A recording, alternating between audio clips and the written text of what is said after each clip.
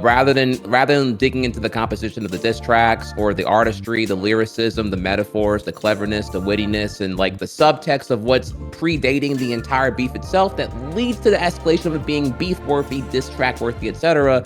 Instead, you don't even look at any of the artistry of the compositions, and you fixate on like, well, I didn't learn anything here. So you got this guy, the most conscious rapper of that vein right now, probably in the industry, right? Like he's kind of that emblem, and then you use a free the slave line on him. I can't understand any of it. I'll land there, but it's wild. I feel like Drake is literally taking L's when he's trying to win. He can't win for losing. For a long time, I've always completely been disgusted by the idea of culture vultures. I was never a fan of Tekashi 6ix9ine. I can say pretty confidently, at most, I've ever heard one song of his ever in my entire life. I went out of my way to avoid listening to that nigga, or to that wannabe nigga. So I can't handle that. So to me, I like the idea of gatekeeping. I really do feel like I'm sick of the idea of everybody wanting to very much take part in Black culture, but not wanting to take part in or understand Black struggle. How reparations are divided on racial lines, not on party lines, on racial lines. So the people really don't understand the Black struggle very often, but they love Black culture, which is why we've always had the phrase, they love us, but they hate us. And I feel like Drake is one of those. Alrighty, welcome to the Fanatiq Show. We're going to be changing the world, one conversation at a time. No good ideas left behind. No ideas at all left behind, as a matter of fact. We want to talk about every single idea, good, bad, everything in between. Today we're going to talk about a pretty hot topic. Everybody's talking about it right now. There's some beef going on between Kendrick and Drake, and our panelists here are going to be giving us a little bit of context. Is it important? What does it mean? And then we're going to go into a little bit of discussion. So we'll go around here, kind of give your general ideas on this beef. What does it mean to you? What is the important things to take away from it? And then if you side with Kendrick or Drake here, we'll go from left to right. We'll start with B-Ben. Hello, gentlemen. Honestly, as a hip-hop head, I would have to say that this is going to be up there from a historical perspective of one that our children point back to and reference in terms of top disses, top beefs of all time. Just the level of ground that has been covered, the amount of people who have been involved, the allegations that have come out. It is pandemonium. So I personally am very excited to see this all go down. All right. Let's see.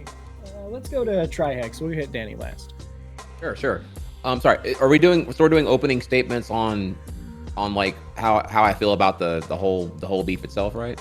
Yeah, just the beef itself, and then which side you might take if you were forced. I think this is a great time all around with the beef itself here. I'm seeing a lot of I find both the veteran hip hop heads who are in it for the lyricism in contrast to maybe a younger generation with the TikTokers where they're much more pretty blunt on the surface level, and I'm seeing a generational difference with how the traffic of the engagement to the reactions to everything is kind of just further exemplifying what hip hop meant in the 90s versus the 2000s versus the 2010s now into the 2020s. I can definitely tell we're past a point where you saw the era of the SoundCloud rapper and the dominance of the grassroots uplifting through social media, whether you want to look at examples of how that happened with people like Justin Bieber, or all the tragedies that have happened to those SoundCloud rappers we can think of that passed and didn't make it to the 2020s and the 2010s. I think that's been very, very interesting. I think that there's still a lot to digest and break down from the entirety of the whole thing. I'm kind of already getting long-winded now here, but I find so many angles of this very important to dissect on the reciprocal basis here. But just to kind of give myself a conclusion, I would say that I'm very clearly in the Kendrick camp, but my biases aside, I'm very prepared to back all that up with substance as well. So I'm happy and excited to engage in it today. Okay, very nice. Real quick, I'm Pons, I'm the moderator. Zerk, go ahead and take it away. All right, yeah, I'm Zerk. I am the Z in a duo of D and Z Speak. We do a weekly show on Kick. As far as the rap beef, I think this is the first time that I am both old enough and also versed enough in both of the artists to even have a say, which is kind of wild, right? Because I was here for Jay-Z Nas, but I was never like a big Jay-Z fan, even though everybody around me was. I was respected Nas, but I wasn't like, he wasn't my favorite. So yeah, I'm abreast of this, and it feels interesting. I am, of course, well, not of course, but I'm gonna be on leaning towards Kendrick's side. And this is strictly from a lyricist standpoint, a musical standpoint. But at the same time, I saw a meme that kind of ruined the whole thing for me, which is like rap beef is just two grown men writing angry poetry at each other, and I haven't been the same since. So, Dang. Yeah. Tragic simplification of the situation, but sure. All right. And let's take it to Danny. What's up, you guys? I've been trying to get this camera thing working, but it's, I don't know. On my screen, it's showing like 2 dots circulating. So I'm still trying to get it to work. But first of all, I want to say, thank you for... Really quickly, turn the camera on, and even if it just shows 2 dots, leave it, because we can probably see it. You just can't. Oh, okay, yeah. That's what's showing right now. So I have it on the whole time. Oh, then Yeah. I don't know. Never mind. Okay, go ahead. Yep.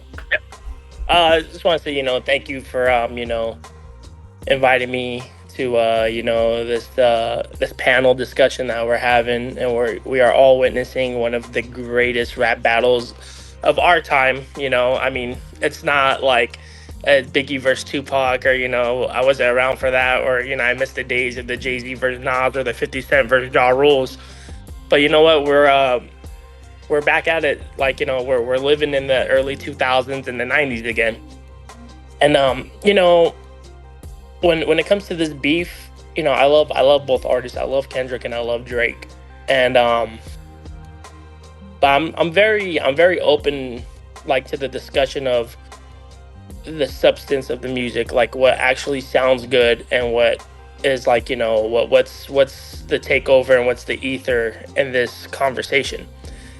And to be honest with you, my opinion, I don't think Kendrick really took this yet, not yet, and I'll explain why. I think Drake right now, he has the upper hand, and I'll explain everything on my view on why I think that Drake kind of has him in a checkmate position. Okay. All right. So we have everybody's kind of opening statements here. Now, I personally have not been up on this feud until about maybe 2 or 3 days ago. You could say I've lived under a rock for this whole issue until just now.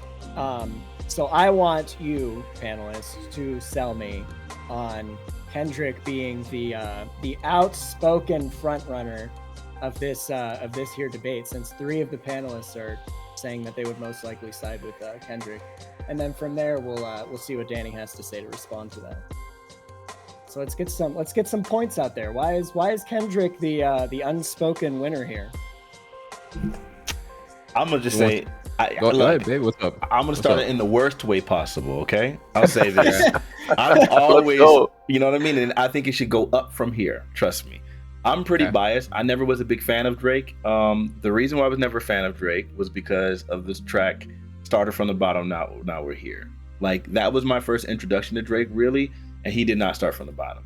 Like, you went to private school, you were an upper middle class, raised, in Toronto. Like, you're not gonna sit here and tell me you started from the bottom. So from the beginning, I was already like side-eyeing Drake, like, nah, bro, I'm not feeling it. Now, as time went on, I started getting all of these tracks that were like particularly good. Just Hold On, We're Going Home is a repeater for me. That's a song I probably played, no lie, well over 200 times. I love that song. I think it's a fantastic song. You don't want to hear him sing it live though. And so then it was like there was like that, and then there was Spotlight, I believe, from the Thank Me Later album. Fire. Pure fire. So it was like, okay, so I have these songs of Drake's that I really like, I really love, actually. And so I'm not going to take away from the fact that he has amazing songs. I've never respected Drake per se as a lyricist. I've never really respected him as an artist because I didn't necessarily believe he was completely real. So with all that being said, I was already going to be incredibly biased to Kendrick Lamar. So that's my take. We can get more into the depths of it, But that's why I was never going to be a fan of Drake. I always kind of viewed him as a bit of a culture vulture in that regard. So that's my the most unsubstantiated take you can get. And like I said, it should go up from here. And real quick, Fanatiq, what do you mean when you say culture vulture? Oh, sure. So to me, obviously hip hop has always had like varying cultures, right? But what it was supposed to be, what it had been for so many years, it was a reflection of Black culture expressed through music. That's what hip hop was. That's what R&B was. And so what now it feels like hip hop has become more of a caricature. And then now Black culture is trying to emulate hip hop as opposed to hip hop being a reflection of Black culture.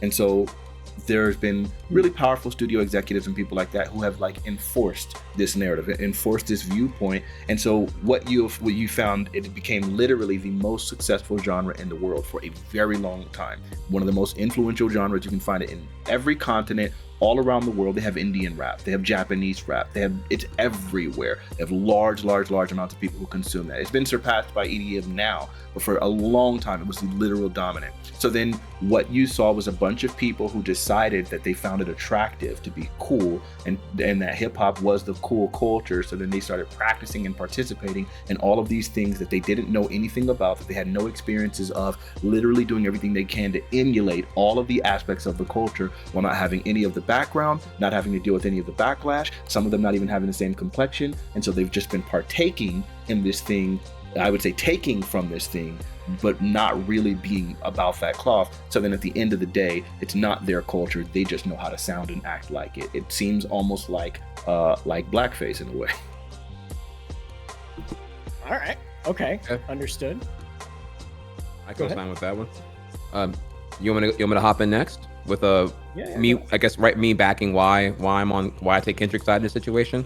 Yeah. Let's get some more facts down here. So I was more. I'll keep it to like more like immediacy in my reaction here. I of course I enjoy Kendrick's music more. I also thought Certified Lover Boy was a trash album, but I guess not really relevant to this conversation right now here. Just kind of more trying to get to the immediacy of how I felt about each track and whatnot.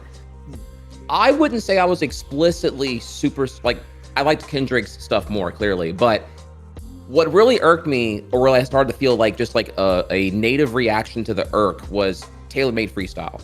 Like that's when Drake was kind of just flexing and really waiting for a Kendrick response, poking the bear, provoking everything and whatnot. It was the fact that like Drake's stance on utilizing AI for surrogacy voicing through the estate of Tupac and using Snoop Dogg when still alive, just like bringing in these agents that have nothing to do with your petty beef in the first place, felt like a line I'd never seen crossed before in modern artistry. Like, I already had a lot of beef with the utilization of AI without consent, whether it comes to learning the digital libraries or whatever else here. You've already seen just a lot of problematic shit where like there was just like a lot of saturation of like art. Is this track I'm hearing about Jay-Z saying this and that? It was AI. So like Drake, someone of his notoriety, using AI in a legitimately unethical, debatably immoral practice on tailor-made freestyle rubbed me hella the wrong way and was giga nuclear cringe. So I thought it didn't even need a Kendrick response. Quite frankly, Drake had already cheddar bobbed himself from the very jump, just with what I saw demonstrated on an ethic basis in the first place. So I'll start there. We can kind of, and then I'll have to even, if you want me to go yap further about like my issues with like Family Matters or The Heart Part 6, we may, but we can keep it to track for track, or we can go Fanatiq's route with like the broader picture of hip hop altogether and culture. But I'll just start there with that one of many points here why I would be Team Kendrick, just based off of Drake shooting himself in the dick. Let's start here with what we have. I want to give Danny an opportunity to, he's heard a few things. I want to give him an opportunity to kind of take this in and rebut. I'm sure you've heard these things before, Danny. What is your response to these allegations? So I mean, like I said, like when it comes to Kendrick and Drake, they're both just like they're amazing artists. No matter the accusations are towards them, and what's being said about them, even like till today, their music speaks for itself. Like when Kendrick came out with this Section 80, and then his next album right after that was Good Kid, Mad City. we knew Kendrick was here to stay. We knew like, okay, this guy, he's gonna be around for a while. Like, you know, he drops anthems till this day that, you know, we still sing and we love. And even with Drake, when Drake dropped, you know, I'll say like, you know, he dropped 2 mixtapes before his biggest debut mixtape, which was So Far Gone. He dropped Room for Improvement and Comeback Season. Even in Comeback Season, he was getting the eyes of like, you know, Lil Wayne and you know, Kanye. Even Kanye recognized him too, which had them fully like, you know, collab on his first major debut album, which was So Far Gone, that he released as like a EP, which I believe it only had like 7 tracks on it, and it had that song with, you know, with him, Wayne, Kanye, and Eminem, Forever. As like, you know, as the impact though, you know, like no matter what anybody could like say about like Drake negatively, you cannot doubt his ability to, you know, get into the booth or to like deliver records. You know what I mean? But like, you know, the whole like culture vulture thing too, like to me, like I get it. Like I see what everybody's talking about. But then if you look from the other side, like even like the whole, like, you know, I'll be honest with you, I hate when Drake raps with the like, you know, the man's type shit, like, you know, the UK drill type shit. I don't like that shit. That to me is cringe. But with him like rapping like that, those artists that are like big, like, you know, Central C and other UK drill artists, they all touch his stage. You know, he shows them love. He puts them on records. He, you know, he collabs with them. So I mean, I would understand if he was to like, you know, dance hall, like Afro beats and all that stuff. Like, you know, let's say he was inspired by WizKid, but never even like till this day he'll say, like, he'll doubt like, oh, WizKid never had how do I say it? An introduction into like his sound, like, you know, not giving him any credit. Then I could be like, come on Drake, like, really, like, you know, it sounds just like this man, you know what I mean? But he even put WizKid like on one of his biggest songs. Was it One Dance? Yeah, One Dance. You know, like the thing I don't like about the whole culture vulture thing is Drake gives credit where it's due to like his inspirations, and you know, when he's doing a certain type of song or certain type of music in a whole different region, or a type of just a whole different type of, like, you know, just song in general. Like, you know, we're used to Drake rapping and singing and whatnot, but then, like, you know, when he like does songs like the One Dance, or even when he put out that god awful Honestly Nevermind. I'm not a big EDM guy. You know, I can't tell you one thing about EDM other than like Daft Punk and some other like big artists like that. But there's people that I personally know that go to raves and shit. Excuse my language. Are we allowed to cuss on here? Okay. Sure. Okay. Yeah, so I'm hearing a lot of basically that Drake has cred. Drake has been doing these things. He's the one who can put out the albums. And then above that, you're saying, look, Drake isn't taking this culture from people. He is using the culture maybe, but he's also giving them credit where the credit is due. I'd say that's the main thrust of what you're trying to say right now. Would you agree? Correct. In a certain stance, yes.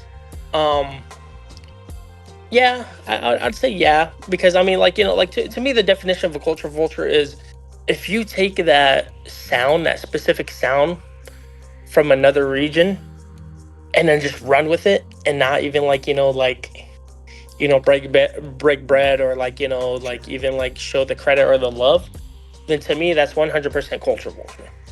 100%. Does anybody feel like that's what Drake has done here? Or sorry, that's what Drake has done here. I have so much to respond to. Go ahead, B. Oh, yeah. Y'all got it. Oh, that wasn't B that said that was Fanatiq? Yeah, it was me. Okay. But no, go ahead. Y'all, you two go. I've spoken enough. All right. Drake person just went, so let me go. So first, I did want to address a couple things that Fanatiq said, even though I'm on the Kendrick side.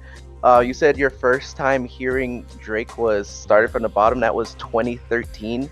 Drake, my first time hearing Drake was like 2009, a YMCMB mixtape where like he was a fresh hot artist getting signed by Wayne. So was Nicki Minaj. So was Tyga.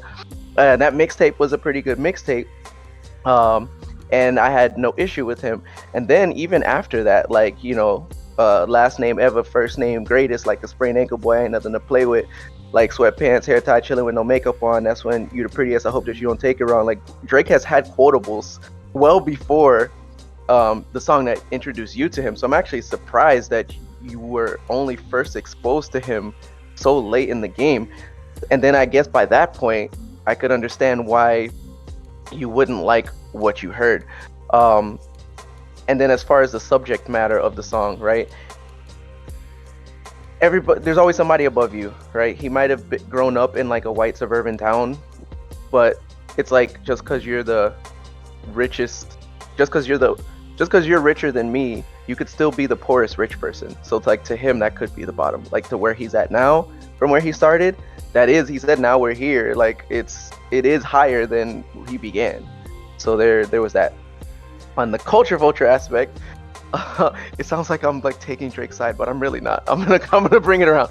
On the culture vulture aspect, I think because he is mixed, he is allowed to partake. However, my friend, who's actually the biggest Drake hater on the planet, if you saw me get up from the stream earlier, it's because he actually just got to my house and he's waiting outside. I don't know if you guys want him to come in and rant, but he has always hated Drake, saying that culture vulture aspect, meaning like because he's Canadian, he doesn't know about Black American hood shit and Black American hood struggles.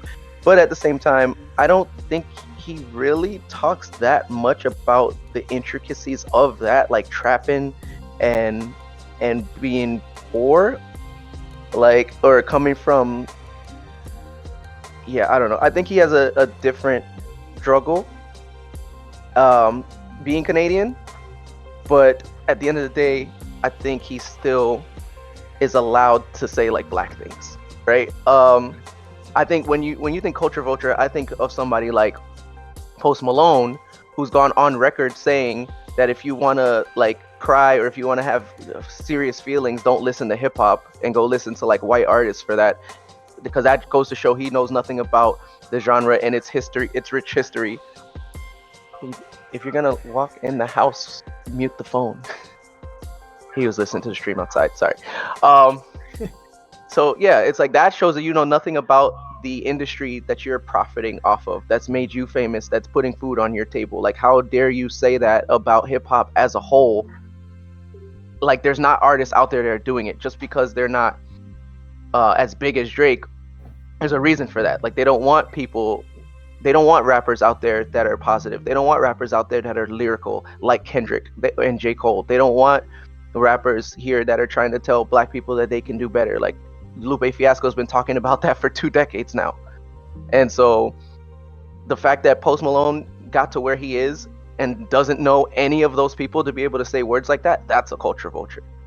So that being said, I think the rap beef is about the lyricism, the cleverness, the prose, the rhymes, the metaphors, all that usage, and Kendrick is just on top. Like, of course, it's just, like I said, it's 2 grown men writing angry poetry to each other, but the clever way that you do that, instead of just saying, oh, well, you know, you're short, and oh, you beat your wife. Like, how clever did you say that, though? How many entendres were there? How did you use rhyme in that scheme? And I think this is why the whole thing started, is because nobody's doing that right now like Kendrick is. And somebody said that there was the big 3, and he was like, nah, fuck that, because they're not doing what I'm doing. And the only person close to doing that was J. Cole, and he was the smart guy that backed out before it got to where it is right now. So he's over here living his best life while Drake is fighting for his. That's my piece for it. That's my opening. All right, so people, so people are attacking the culture vulture idea. It sounds like maybe people don't agree too much with that term. Fanatiq, do you want to? Sure. Oh yeah. Well, you can go first, Being, and then I'll do it. The first thing that I want to kind of there's two things I want to touch on, and then I'm going to talk about the beef. The first thing that I want to touch on is the fact that what we're not really talking about, or the conversation that always comes up, but when it comes up, it comes up negatively, and we have to attack it, is Black American culture. First off, Black Americans have to fight for the fact that we have culture. And so many times we have people from Caribbean, the people from UK, people from Africa who tell Black people in America that we don't have Black culture. But then they turn around and then they siphon Black culture, which would be hip hop rap. So the first thing that we have to do is first have to say that we have culture, we have a language, we have a religion, we have music, we have food. It's not just hip hop rap, it's blues, it's jazz. It is so much Black culture that is specific to Black American culture that we don't get credit for. It's in one breath they want to say that we don't have culture, but in another breath they want to take what we have. I.e., in my opinion, why I believe that Drake is a culture vulture, because even if we want to say that, yes, your father is Black, so you are half Black, you have a relationship with the people that you grew up with in Canada. So even if we allow him to be like, yeah, you're a Black man, you're not a Black American man. And kind of like back to some of the points made earlier, he's not going to be familiar with Black American culture, which is why Kendrick was like, you siphoned it from 2 Chainz, you siphoned it from Lil Baby, you siphoned it from everybody else, because you wouldn't necessarily know how to relate to Black American culture because you are not a Black American. And he said he spent a couple summers in Tennessee with his daddy, but not enough for when he says the N-word, it doesn't sound offensive. Like, we are still working through that. The second point that I want to make is that this all started because of Meg Thee Stallion. I at least want to give my girl a little bit of a shout out and a little bit of credibility that she's the one with Hiss that started the shots to Drake back in January. And we laughed and we kikied and we ha-ha, but we really didn't take it seriously. But that Megan's Law line, I think is like, it's grown beautifully to where we are now, considering the allegations that are coming out about Drake. So at first, want to at least say that there's been a couple people that were on top of, like, there's a couple people that was on top of Drake's head. Meg Thee Stallion kind of being the first one, at least for 2024. And then everybody else was like, actually, I really don't like that man. Because, and I will kind of give it to the guy, I don't know his name because it's Danny. I will give it to Danny. That for a lot of people, they will say, well, he's giving credit to where credit is due. He's not necessarily siphoning and taking from the culture. He's putting these people on stage and he's putting these people on his records. True. But he's also a snake. He'll sit there and like time and time again talk about how he loves Wayne, but he turned around and like banged this girl while he was in jail. So you can sit there and you can say that you put people on your track, that you put people on stage, and that you roll with people, but how is your morality around those people? He's not a man of integrity after the fact. So it's really feeling like pomp and circumstance. It's kind of feeling like a show because he understands Black culture enough that you got to check in, but he doesn't have enough integrity that he's holding these people like in high regard, that he's not dissing them over or he's not using them. Like all of OVO, he takes from them and he doesn't actually put them on. Like that's why he got an issue with Weeknd right now. So even if we look at the people who were under his label, he didn't treat them right. So I'm not even really in the space of like, this man is not necessarily being a culture vulture because he's like putting people on. If he turns around and then he like disses them on the back end. And sadly, I will say I started off as a Drake fan. I was very much so a Houston, Atlanta, Vegas girl. I like used to listen to the mixtapes over and over when I was growing up. Cause like the best I ever had hit when I was in college. And like he was the college pretty boy. Like he was making music that was for women. And my biggest issue here is that so many rappers start off with their market being towards women, and then some way, somehow they turn misogynist and sexist, and then it's like, well, F the women, we don't care about them. But that's how you got on. Like your pretty boy music, which was like really hyping college girls up, is how he became successful, how him and Trey Songz became successful. So for him to now turn around and now he's in this position where he's like having these crazy allegations. He has lyrics talking about, well, I will say that we have somewhat confirmed that the George Zimmerman line was AI, but that you rapping like you want to free the slaves line, yeah, that's not AI. Like a man who's about the Black American culture wouldn't say something like you rap like you're trying to get the slaves free. Are we all trying to get free? So unfortunately, I started off as a Drake fan, and then and I was kind of off Drake when the Millie Bobby Brown stuff was coming out, when I heard what he did to Meg Thee Stallion, how he was very Tory Lanez, pro Tory Lanez, like not with Meg. Like he's been doing slick shit for a minute, and I think it is now that we're in a space where we do have to call it out. Okay, all right. We'll have a response from tonight. Real quick, just real quick. Try to keep it a little bit shorter. If everybody talks for 5 minutes, everybody only gets to talk twice. Yep. I think those are all good intros. So I'll just say this for the record. The reason for sure. why I believe that he's a culture vulture, it's not just about a race thing, because you can be a black person and not really have like that culture and like come like as some people will call them a Huxtable, where somebody will start trying to imitate a culture that they're not actually a part of. And that's normally what the phrase that we would use for black folks. So Drake being half black doesn't change the fact that that's not his culture, that's not his experience. And then you can say, oh man, he gives shout outs to those people, but a lot of times what he does, it almost feels like he does music with those people so that he gets that credit, so then he can say, see, I did that, and then he goes on to do a bunch of singles without that person ever involved, and then now at this point now I'm just me and I did what I did, I'm doing my thing. Likewise, you saw even like what's her name? Ariana Grande do that with Nicki Minaj. She was doing the black fishing thing with like completely black skin. She was literally darker than Nicki Minaj in some of her songs. Had Nicki Minaj get on there and like, hey, now I'm kind of doing the hood thing, right? Leaving the pop stuff alone, you know what I'm saying, going in the hood direction. And then afterwards, then she gets rid of Nicki Minaj and then starts doing these rap tracks by herself, doing her own raps, right? So it's like, I feel like, you're still a vulture. You're never going to be this culture, which is why Kendrick said you can't imitate this violence, because you're not actually a part of this. So then when you're doing that kind of thing, I think like the idea that this is actually, that's why you're a culture vulture. You're not actually that person. And then when we have videos from the very beginning of you talking about things like, I don't like the way people sound. They sound ignorant when they like people who are of like a lower economic standing, talking about like, those people just sound so ignorant and so on and so forth, right? Like when you have that stance and you talk about how much you're intentionally sound so proper because you wanted to really express yourself and most people are ignorant, and then now you're imitating that stand and that's your natural vernacular now, freak out of here, bro. You're switching. You're code switch, and it's not even a real code switch. That's it. Dang. Okay. All right. Okay. All right. Lead the way. I don't know if we want to go like track for track here. I got some beef to poke on with Family Matters. I got beef to poke on with Heart Part 6. I don't know. Do you want to go track for track on things, or do you want to kind of go more in the broader cultural thing, or do you want to hop on the topic? I'm sorry. I'm not. I don't mean to moderate for it. I was asking. I don't know where y'all want to go. No, you're all good. Before we do that, I think that's probably the next place to go here. Just before we do that, let's give Danny an opportunity to kind of respond. There's been a lot of stuff thrown at Danny here. So what do you think, Danny? What are your thoughts on everything you're hearing here? On everything.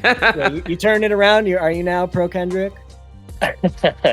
No, I mean, like, this is all for like good conversation. I love, like, I love that everyone's like, they're so, everyone's like very like they learned about a lot of this, like, like this topic and stuff. Like everyone's very like in depth with it. The whole thing, like, like I said, like even with the cultural vulture stance, even like, if he was to do a song with somebody, then he'll take it and run with it, like, oh, like, I did it, so that means like, I could keep doing this song or that song. I can't even name you one Drake song that really, like, like if he was like rapping like, mans don't care about all that, and like, that's like even charted or it was actually good to begin with. Hold on one moment. Hold on. I'm sorry. Hold on. Dang. Sorry about that. So yeah, go ahead. Sorry about that. So yeah, I mean, like with the whole like culture vulture stance, like I feel like we're just like on, it's like a narrative that, like, if he was to do a song with another artist from like anywhere, like UK or like hell, let's say even like the Middle East or something, somebody will always say like, oh, like there he is, like, culture vulture type stuff. Like, I mean, we could go back to like Snoop Dogg. Snoop Dogg used to make songs with I'm Syrian, by the way. I don't know if you guys knew. I'm from the Middle East. There's a very, very famous singer named Najwa Karam, and he did songs with her too. Like, I mean, like everybody likes to expand their like versatility, like, to go make music with a certain type of culture, or like, they like the way they hear like, with certain cultures and stuff, like their music, like, oh, like, I want to try to tap into that. You know what I mean? The whole thing with the Kendrick thing, though, for Kendrick to for Kendrick to like, tell him like, oh, you're not black enough to like, do this, or you're not like, hood enough to do that. To me, it's kind of just like he's more of like it's more of like just him just like trolling and like talking shit to him like during the beef, because like no matter what Kendrick puts out on the internet, this is gonna stain Drake forever. Like the whole thing with Meek Mill, like saying that Quentin Miller writes his stuff. Okay. Till this day, like he still has a ghostwriter like allegations and whatnot. But I just feel like when it comes to this beef right here right now, it's more of like a TMZ battle than it is like of who's actually like rapping better. Okay. TMZ battle. Everybody made a face. Okay. 30 seconds each. What is everyone's thoughts on TMZ battle? I hate it, honestly. The perception that this is like a TMZ bar hit for hit here, and you got to find some new exploitative detail, like a TMZ article being paywall to hell and back, is just like, I think that's a symptom of what I was alluding to earlier with the generational differences. Rather than digging into the composition of the diss tracks or the artistry, the lyricism, the metaphors, the cleverness, the wittiness, and like the subtext of what's predating the entire beef itself that leads to the escalation of it being beef-worthy, diss track-worthy, etc. Instead, you don't even look at any of the artistry of the compositions, and you fixate on like, well, I didn't learn anything here. This is the epitome of that argument.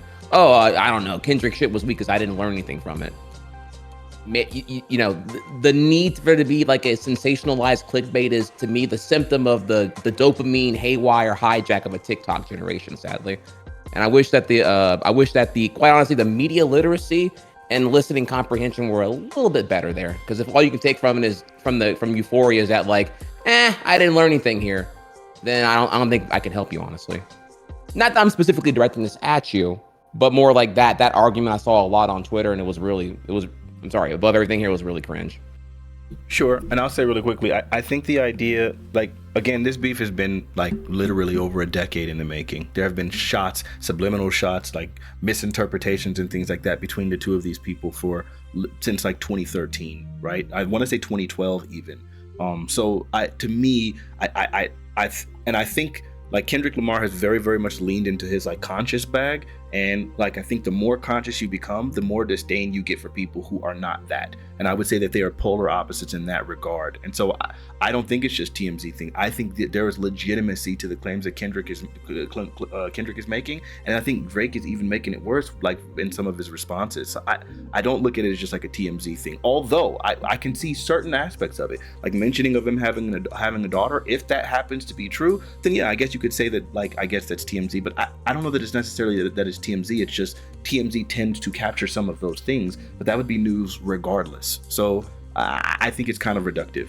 Even the whole poetry, men writing poetry back and forth to each other, is hyper reductive. I mean, at the end of the day, hip hop, yes, is poetry. That is what it is. It's been poetry to sound and like expression of a culture. So I mean, that is what it is. But I don't know that really encapsulates all of the other things in it. All right, Danny, those are the few things pointed right at you. How do you respond to that in 30 seconds? Well, I mean, like what I meant, like, like about the TMZ thing, it's like, these artists, like, it's taken away from the lyricism, like, we know Kendrick Lamar, like, with the pen, that's a dangerous man. That's a very dangerous man. You know what I mean? And Drake, like, Drake, he's known for his like witty bars, and like, he has that certain like, how do you explain it? Like his rhyme pattern, like you could tell, like even like, with the AI track, like with him doing the whole Snoop and Pac thing, you could tell Drake wrote those bars themselves, because like it literally sounds just like Drake, but he has the AI voice over it. The thing that I don't like about this battle is like, now both artists, they're throwing allegations and accusations at each other. Like, no matter what, at the end of this day, now there's going to be a stain on both artists. One, Kendrick Lamar beating his wife and, doing such and such. And then now Kendrick has stained Drake, saying like, oh, that man's a pedophile. Which is like, it ruins the integrity of like like the battle itself. Now you're messing with livelihood. You're messing with like, you know, like with the artists like making like, you know, money for their families and whatnot. I mean, I don't think it's really gonna affect Kendrick as much as it's gonna affect Drake for sure. Because like, you know, we live in an era right now where like everybody is just waiting to like knock Drake down. Like everyone's waiting for the downfall of Drake, and the reason why is because like, you know, he's been on top for a minute, and like, you know, he is cocky as hell, like, you know, when it comes to his records and whatnot, and like, yeah, you consider him being a fuck boy, which like, you know, like I said, like even though I'm defending Drake, there's no way in hell, like, you know, there's like certain things that I do and I don't like about the guy. You know what I'm saying? But like, you know, when it comes to Kendrick though, like I feel like everybody just like they give Kendrick that pass.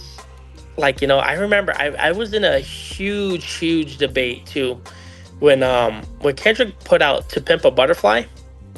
I honestly thought that shit was boring. There's maybe 2 or 3 songs I like on that album, which like, you know, the song, you know, We Gonna Be Alright, and If These Walls Could Talk, and Hood Politics. Those 3 songs are like the best songs off the album itself. Other than that, like everybody's just like, you know, like you could put out anything. Like this man could put a song out where he's farting on the beat and people will be like, oh, he's talking that shit. No pun intended. You know what I mean? It's just like it's just like, you know, I like to see both artists like at equal level play, and not like say, oh, this artist gets to win because of the name that's attached to it. I want to hear like the battle itself. You know what I mean? Okay, and there we have it. I think this. Go ahead. Because yeah, I know you guys been seeing me run around, but I've been listening the whole time. That point in case. Talk to him, son. That what was just said right there is all of our point in case. The fact that you sat up here and said To Pimp a Butterfly was boring, there was like 1 or 2 good songs, goes back to show in my original opening, even after defending Drake, that I went in on Fanatiq, or not that I went on, after defending Drake, said that the purpose of the battle is about the lyricism, the use of prose, the use of all of these techniques. And if you listen to Pimp a Butterfly and thought it was boring, it means you missed all of that. It went right over your head. So you're allowed to think it's boring, because that's exactly what he said the TikTok generation does, because they don't listen to songs anymore. They don't listen to lyrics. This is why Gucci Gang was less than 2 minutes long, and 52 seconds of it was spent saying Gucci Gang, and Lil Pump became famous. Like, you are of that same ilk right now when you make the comments that you just made, which is why I have guests in my house that were just listening to the stream, and your camera's not on, and they heard you say that, and they said, is that a white man? And I was like, look at all the black people's faces as we were laughing as you were saying that. Like, that, I'm sorry, that's just what happened. Like, so this is the point. Sure. That's the point. I don't want to attack you because you're white. That's not. They just asked the question. I get you. Oh, they're just asking questions. Right. I mean, there's some implications there. Come on. But I do think, again, it speaks to that culture, and this is exactly my problem. The reason why To Pimp a Butterfly is such an amazing album is because of what it was. It was an emblem for the culture. At the time when Black Lives Matter was trending, We Gonna Be Alright was the song. During the long, hot summer, I call it that, the long, hot summer of 2020, that's the song that was like the anthem of that song. I mean, the anthem of that uprising. So for us, it was very, very cultural. And I can understand when you hear a song like Blacker the Berry, as a Syrian man, I could get why that song doesn't mean anything to you, right? Because he's literally talking about people hating our culture, like hating all these features and so on and so forth. But he's also talking about how we say that we love our culture and we love ourselves, but then we can kill someone blacker than me, right? So like ultimately the idea is it's about specifically black culture. I could get why that would go over someone's head. And then I could get why when the same artist who made that album, who got the Grammys and stuff around those songs, that same artist would then take umbrage with the person who feels like he's using the blackness, right? He's using blackness opportunistically. Whenever he feels like I want to go ahead and make sure that I'm checking in with the streets. Then I'm gonna go ahead and make a hood song. I'm gonna make a song with a hood nigga, and then as a result of that, now I got my street cred, and so then I can go ahead and go back to my pop stuff, but I still have all the hood niggas checking in on me, right? So it's like he dibbles and dabbles in whatever he wants to at the time because he can, and he can always fall back on I'm black, and so then I'm getting away with it. And I can get why Drake fans then would feel like all this the accusations and stuff that Kendrick are throwing at him are going over their head because again they never resonated with the message that Kendrick had in the first place. And if you can't see that message, if you can't see black consciousness, then I can totally get why it would be like, yeah, well, I don't understand what the deal is. Why is there even a beef in the first place? And what does he mean? Why would he take away his N-word? He's part black. All of that stuff is completely lost.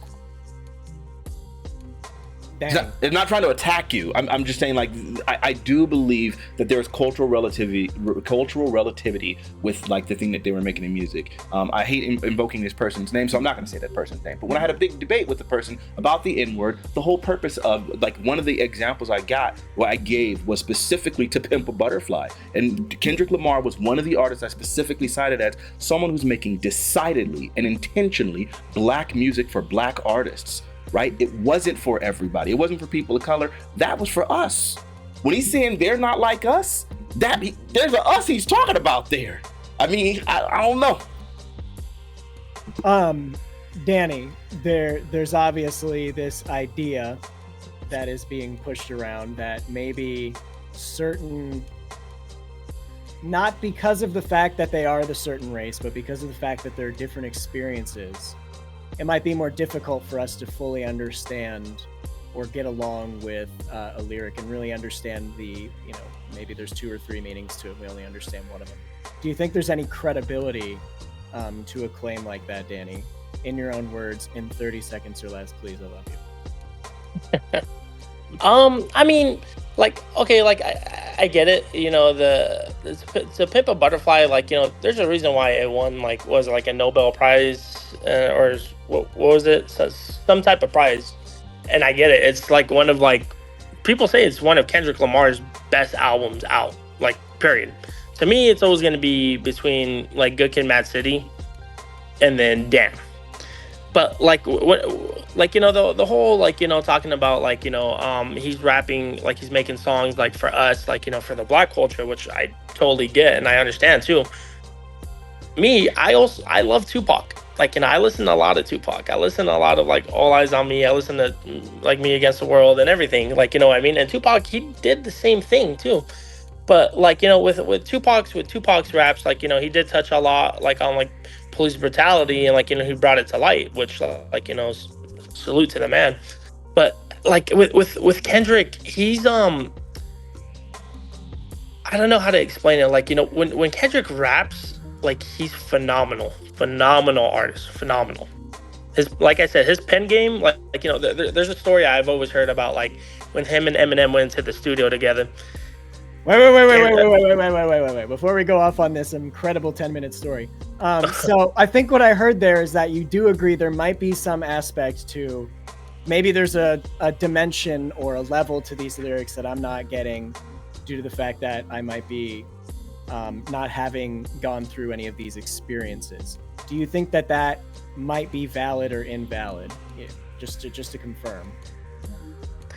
I think, I think for, like, the typical listeners, like the people that don't really, like, like, listen to, like, hip hop like we do. Of course, like, Kendrick could, like, say, like, a line that could go over, like, so many people's heads, and then, like, we'll catch it and, like, be like, damn. You know what I mean? Like I said, like, Kendrick's pen game, like, it's amazing. It's amazing. But Danny, can I ask you what if you know what FUBU stands for? The FUBU, like the clothing brand? Mm-hmm. For us, by us, or something like that, right? I just needed to know. Thank you. Yeah.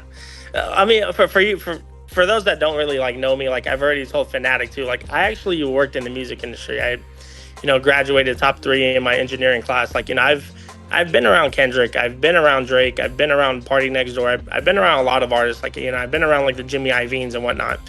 So, like, like, when it comes to music itself, like, I love the topic of, like, discussion, like, speaking about it and, debating about it. So like for sure, like maybe like the stuff that I say I might not be valid, and please more than welcome, just please like correct me if I'm missing something or if I mess up on something, for sure, 100%.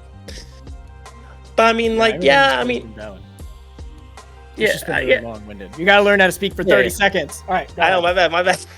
I get so excited like talking with everybody about music. Like, I'm messing with you. I love this group of people. It's amazing. The thing about the music is, when we're talking about music, there's always another layer that you can go down. Hey, let's remember that this didn't come out of nowhere. This started because of this artist, or this started because of these lyrics, or so I understand the need to, there's always that extra level that you can go. It's not that you're just, speaking long-windedly. So I get that. It sounds like we're all kind of in agreement generally that it's an, I'm sorry. Go ahead, sir. Maybe it started actually. The irony of it is this whole thing started because of J. Cole, the guy who's no longer here. He said that the three of them were the big three in one of his songs, in one of his verses, and then that's when Kendrick was like, "Fuck the big three." So that's why it started. So and then he left. And he's leaving us to our devices after he started this fire. Wow. Nothing better than starting a fire and walking away. No, I'm kidding. Don't do that. You gotta have a strong spirit of discernment. You gotta have a strong spirit of discernment. That man saw what was about to happen from a mile away, said, "I jumped ship." But you know what? I do have like a theory about why J. Cole did retract like on his statements. I think the reason why is because he does have an album coming out soon, and like this conversation I've had with people were looking forward to like what J. Cole was going to say about Kendrick Lamar next on the album, since he dropped the 7-minute drill or something like that. 7-minute drill, yeah. And like J. Cole, he's not a very problematic person. This guy, he's still like, there's pictures of him riding on his bike through the streets or taking the subway, like the fame and money lifestyle, like he doesn't care about it at all. But he's not, like I said, like he's not a problematic person at all.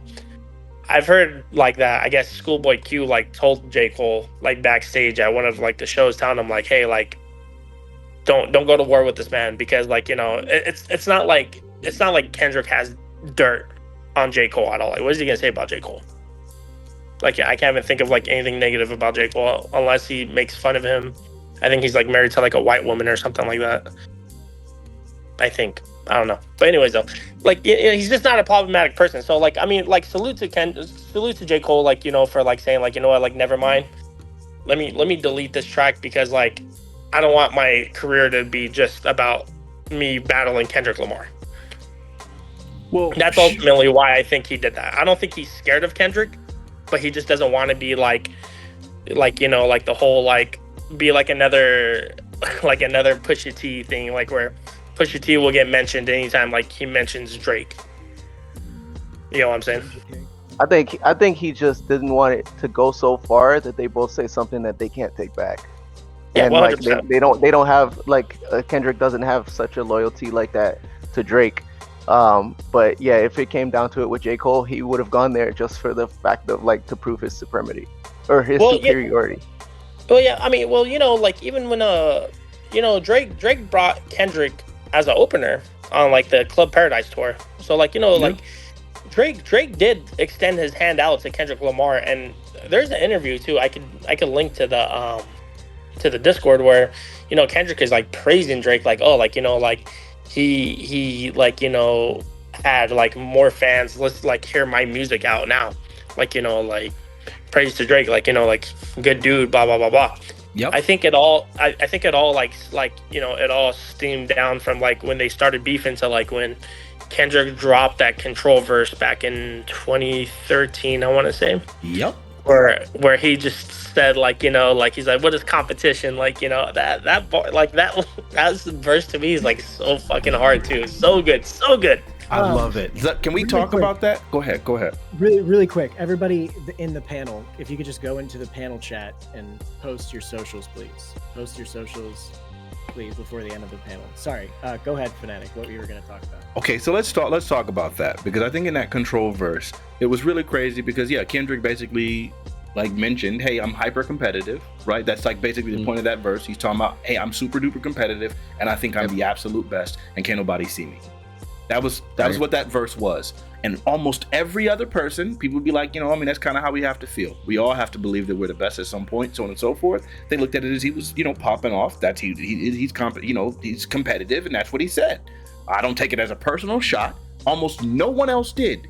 The only person it felt like took that personal. There we go. We got you. The only person who seemed like that was a personal diss to them was Drake. Drake suddenly felt like, oh my goodness, this dude really, he's taking a shot at me. And so then from there, Drake starts taking subliminal shots, right? And like taking shots at Kendrick. Then he starts questioning the veracity or the longevity of Kendrick. Well, we don't know how, you pause. We don't know how long, his career is going to be. He's done one great album. I don't know how good that's going to be. So now he starts taking these shots at Kendrick. So now all of a sudden, now the sneak disses and the shots and things start coming out. But half of it, Kendrick's not even taking shots at Drake. Drake is taking shots at Kendrick, believing that he has something to prove. Because yes, in the beginning, Drake did show Kendrick some love. But it's crazy because you have 3 consecutive things, like 2 albums and a single, where you take a shot at Kendrick Lamar, then you go on stage afterwards and be like, when you take J. Cole on tour and you say, yeah, man, Kendrick should be right there next to you.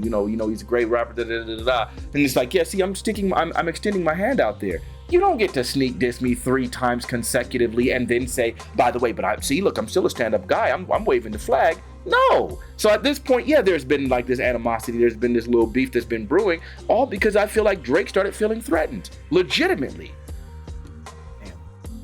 Damn. Okay. There's a few. I want to take this to a different level. Add another layer to this. First off, I just have to say the funniest Drake thing I've ever heard. I'm sure we've all heard the Drake's the type of dude memes. Mm-hmm. I'm sure. My favorite one, Drake's the type of dude to get smashed by a piano and walk away like an accordion. Never forget that. But that being said, I want to talk about, we have this aspect now of like, who's right, who's wrong, who's delivering the better lines, who's really on top in the rap game. I want to talk about the moral part of this. If we take the rappers out of this, you have Kendrick making some very serious allegations about Drake. Obviously, we've talked about other allegations in the past before on the panel, and usually there's this general consensus of make allegations, do what you have to do, but we look for evidence and we don't assume people are guilty until they're proven to be. Yet I feel perhaps, and I could definitely be wrong, it feels like when it comes to the Kendrick Drake thing, people are taking Kendrick's words about Drake having a daughter much more lax, I guess, even though there may not be evidence for that. So I want to hear what everybody has to kind of say about those specific allegations that Kendrick made. I guess I would say the legal ones. Whoever wants to take it. I'll jump in because I know that I'm probably going to have a very hot topic. I'm probably going to have a very hot topic about it. Unfortunately, this is nothing new when it comes to rap and hip hop. I think my position as a womanist is that hip hop is built on misogyny. Hip hop is built on sexism. Hip hop is built on the abuse of women.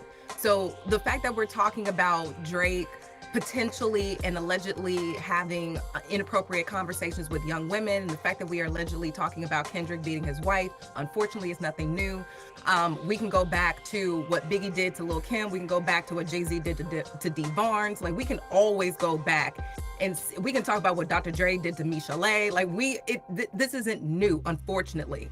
What I am hoping is that because there are a lot of eyes on the abuse, that this may be where we first, maybe for the first time, see artists be held accountable for their potential actions that they have done to others. Because a lot, and I mean, it even predates hip hop, but continue.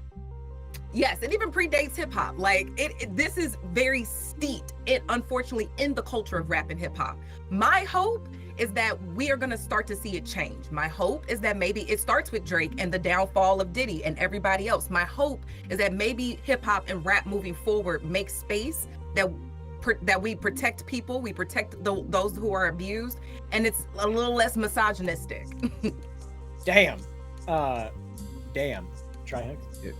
Yo, so I still had some things I wanted to pick apart with like Family Matters and Heart Part 6 here, but given that you already gave us a topic to leap onto here concerning the maybe like the legitimacy being poked at here with like Kendrick being his wife as an accusation from Drake, or Drake hiding an 11-year-old daughter, or all the other things that Kendrick alleged as well here. Before I can really engage in those points, I really got to bring up the thing that's really bothered me about that, which is the fact that, like, in Heart Part 6, I'm sorry, I'm getting a little bit literal here on the track itself here, but I really need Drake to pick a lane. This really bothers me on the listen to the whole thing. So if Drake had a plan, so Kendrick claims that there's a snitch within OVO on 616 in LA, right? And that's like, Drake, you're not alone. You need to really figure out what the fuck you're gonna do, because they're singing, they're putting up with you. They're not really part of your boys, whatever here. But then in Heart Part 6, goes on to say, oh no, the 11-year-old daughter, that was a fake story that I planted because I knew you were gonna be a surface level idiotic reactionary dumbass who was eager to get a hit piece on me here or whatever, right? But then he also calls the snitchers who backstabbed them in the same song clowns. Which lane is it? Are they dishonest clowns, or was it your plants who fabricated a story just to prove that Kendrick is surface level reactionary? Which lane is it? That to me is the part that I kind of can't really get over before we engage in the substance of what the allegations are and whatnot. I need Drake to quit playing both sides, honestly, here. It's really cringe. Sorry if I'm going a little too stern on that one there. Just kind of had to, like, get that one off my chest, off the rip. Damn. Wow. No, that's good, because this is like one of the first times we're actually starting to talk about the lyrics instead of just like, oh well, how it made me feel and the beat and so. Bro, yeah. Stay on that line. Stay on that. Like that was a good freaking point.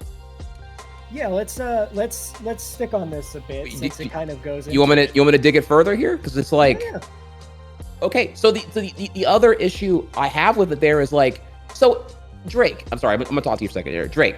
If your narrative is that, I got you, Kendrick, because I fabricated a narrative, and actually the 11-year-old daughter was saying that I planted, I really can't get over it. Wouldn't you want to have, like, if your plan was to, like, debate everyone in the first place here, or decoy or whatever here, wouldn't you want to have, like, your supplementary evidence in contrast to the fake story you're planning ready to roll? Like, you wouldn't want to let the fake story marinate on the internet and ignite on fire for, like, 4 or 5 days? Because, like, the gap between what followed Family Matters and finally Drake having the Hard Part 6 rebuttal here, it's like, again, Cheddar Bob, it's like it's 2 Cheddar Bob shots right to the dick. I'm like, I don't get the plan here. The plan makes so little sense. I have to just kind of go in heavy and be like, bro, this is like what I would do if I wanted to deliberately smear the truth with a bunch of half-truths and deliberate ambiguity. Yeah, I think it reinforces the I don't know, the sus factor. Sure, we can look and we can see that, like, Kendrick obviously had some insight, right? Like, because of the fact that, like, Drake released Family Matters, and then Kendrick immediately came back with Meet the Grams, right? And then, like, when Not Like Us came out, like, which was very, very shortly after Family Matters, like, it had, like, he mentioned Family Matters in it. So it's like, hey, unless this dude is, like, literally on it, like, right now, like, he's just that nice that, like, I'm hearing it and immediately recording and immediately releasing it, that means that he does have some sort of foreknowledge. So we can tell that his is actually there. Drake, on the other hand, is trying to lie and say he has a foreknowledge, but then look at this. When the allegation comes out in the beginning, it almost sounds like he's surprised that the allegation happens. Remember? He's like, wait, no, this is crazy. Can somebody find my daughter? He's saying that on Instagram, right? Can somebody find my daughter? That's not a response. I'll quit rap if you can prove. Right. Whatever he said that academics repeated. 100%. Yeah. That's not a quote that you're making when it's like, haha, I've set you up and so on and so forth. That's not how you would respond. That's how you respond when you find someone saying something and you're like, this is so nuts, it's incredulous. That was more of the approach that he had, not the look at this dude but taking my bait. So I think, yeah, for sure it doesn't, it just, but there was some parts. But also, isn't it kind of weird though? Like, would you really stake your entire career off of that, saying I would quit if you could find her, if you didn't know that it was a plan? No, it's also not admittance. Right. It's also not admittance. It's a technical admission of a deal that conveniently sidesteps the. He never admits he has a daughter or doesn't have a daughter. Just like, oh, if you can prove it, I'll quit. Right. It's like a half truth almost. And that doesn't mean that he has a plant. That just means he genuinely doesn't believe he has the daughter. That doesn't mean that I planted any information. It just means, I don't actually have this thing that you believe. And to be honest with you, for sure, I don't even have to take Kendrick Lamar at face value that he actually has a daughter. that could have easily have just been the same thing of I'm addressing your mom, I'm addressing your dad, I'm addressing the son that you didn't claim, and now I'm like addressing it because he even generalized it later on, says to any of the other kids out there that you don't claim, right? Like he says that in the lyrics. So it's not, we don't know that this is actually even a literal person. We have no idea. But if it's a literal person, the fact that we're all talking about it means that you never actually truly addressed what happened with, you know, Adonis in the first place, with you not claiming your son, right? So it's like at this point, you don't have to have an actual daughter. The song should have been enough for us to like really look at your character questionable at this point. Yeah. So what you're saying is, just so I can kind of understand, it's not that this is this vacuous allegation that has come out of nowhere. You're saying here's a person who has a clear propensity to do these actions. Here's another allegation coming out that falls in line. Whether or not it's true, it still brings to light that all these actions are happening, you know, in the first place. It was plausible enough to get him shook. Sure. Danny, all sides, you're getting attacked here. What are you gonna do? How are you gonna beat these allegations, Danny? I don't know. I haven't even finished yet. I mean, I'm so sorry, you Danny. gotta let Danny do his 5 minutes, okay? No, I'm just saying. Let Go ahead him and cook. I was man. just Go ahead and saying. cook. Let Danny cook a little bit. look, I'll tell you this. Like I said, like in the beginning, that right now what rappers are doing is just throwing allegations and, like, you know, they're accusing each other of like just crazy ass shit. Now, let me tell you, if Kendrick was to drop Meet the Grams, if he dropped that record and on top of that drop all the evidence, like to like where he's backing up that Drake has this 11-year-old daughter, or, you know, Drake is a pedophile, if he had the evidence to post along with that Instagram, then it's GG's. Drake would have got cooked easily. Nothing Drake could say or do at that point, if, like, you know, the receipts were there, like, you know. And, you know, I actually brought this up too, like, if this man has had an 11-year-old daughter, you know, back when him and Pusha T were beefing, when he dropped that diss track, it was 2018. She was like 7 years, like she'll be like 6 or 5 years old at that time or something. I think Pusha T would have exposed that than to say that, oh, he has a child named Adonis. Like, imagine like that he had a child that's like already like 5, 6, 7 years old, and to call him the narrative of a deadbeat dad. That would have hit even harder if it was true. I think Pusha T would have went with that better than, oh, he has a newborn child, like, you know. And on top of that too, even when he mentioned that, you know, Drake does have a child like Adonis, I was trying to look for like where Drake was trying to say like, oh, no I don't, like, no, Drake came out and said like, yeah, I do. He's like, but like, I'm one of the biggest artists in the world and I co-parent with somebody that lives so far from me. Like, why would I tell you that I have a kid for you to go try to like look for them or try to do something crazy? Which is I get why he wouldn't, like, if I was the biggest artist in the world, I wouldn't want to put my family shit out there. You know what I mean? Like, if everyone knows that I stay in LA, or like, you know, I stay in wherever, and then the baby mama lives in Wisconsin or somewhere, like, of course, like, I wouldn't want anyone to know that, like, you know, I'm so far away from them and someone could just go look for them and go do something stupid because, like, you know, the man is made of money. Now, like, as like for like, you know, for Kendrick, like, you know, like I said, Kendrick, he played this so fucking good. He played it so good because, like, no matter what, everything is going to be on the internet forever. That's it. It's done. You can't delete anything. You can't change like certain like opinions about anybody, about an artist anymore. And, you know, to me, his most unique tracks out of he dropped Euphoria, he dropped the 616 in LA, Meet the Grams, and then the Not Like Us. I would say I'll give him 2 out of 4 of those tracks. Euphoria, I wasn't really a big fan of, but I like it because it provided new information about Drake. It's when he first started going at Drake. Crazy. And then, you know, the Meet the Grams, I would give that one too, because that's like where he dropped the bombshell. Oh, you have a 11-year-old daughter. And then like even when he opened up with where he's talking to dear Adonis, he's like saying about how much of a bad father he is. Like, that shit you can't come back from. I said at that point, I was like, nah. I was like, at this point, Drake has to shoot him. Because there's no coming back from that at all. There's no coming back from that at all. Well, I mean, you know what I mean? It's funny because it seems like even in the heart, Drake is taking shots at Kendrick as a father. It to me, this whole thing seems like the thing that we're accusing people of. This is where it gets really ugly. Okay, the thing that we're accusing people of about not really being lyricists, not really getting involved with the music, and it almost kind of having a cursory purview of whatever they're listening to, and not truly indulging right in the culture and the music and so on and so forth. Drake is doing himself. You are a lyricist. If of all people, the one person that should have the best comprehension should be Drake. But then when in his response where he says, he basically implies oh yeah, Kendrick got molested. Kendrick didn't say that he was molested in that song. The very thing was him saying, I did not, and you didn't believe me because you were traumatized.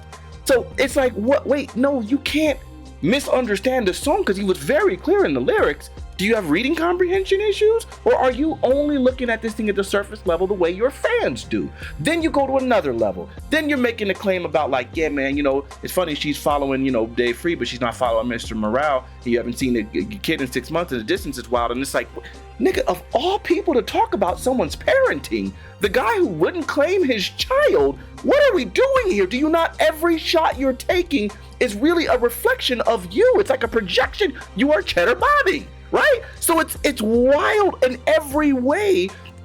The vast majority of it is defensive because you've just held all these shots. And then that speaks to another thing. You didn't understand the foe. In the beginning, when Kendrick hadn't responded yet, and you sitting there bro, you better come with some heat. You know what I mean? I need a quadruple entendre. You really were poking the bear you had no idea who Kendrick was. You've literally seen his music. You've seen his albums. You know he's a Pulitzer Prize winner. You know what his music is. You know what the man is capable of. And you're talking all big, bruh, you better really get. And then now when you catch this work, it's man, we can call it done here. No, you don't get the last word. Everything you've done, he's literally nailed you to a cross. This is crazy. And then you start saying this nonsense. Yeah, you talking we freeing the slaves. Bro, you're feeding into the thing that we said. You're speaking to one of the most black conscious. And there's two different kinds of consciousness, right? You have the consciousness that's the common, right? That's the type of conscious rapper. But then you have Kendrick, who is more speaking to conscious rap from a lived experience, right? Where he's in it now as he's rapping about this stuff. This is his literal culture. So you got this guy, the most conscious rapper of that vein right now, probably in the industry, right? He's kind of that emblem, and then you use a free the slave line on him. I can't understand any of it. I'll land there, but it's wild. I feel Drake is literally taking L's when he's trying to win. He can't win for losing. I agree.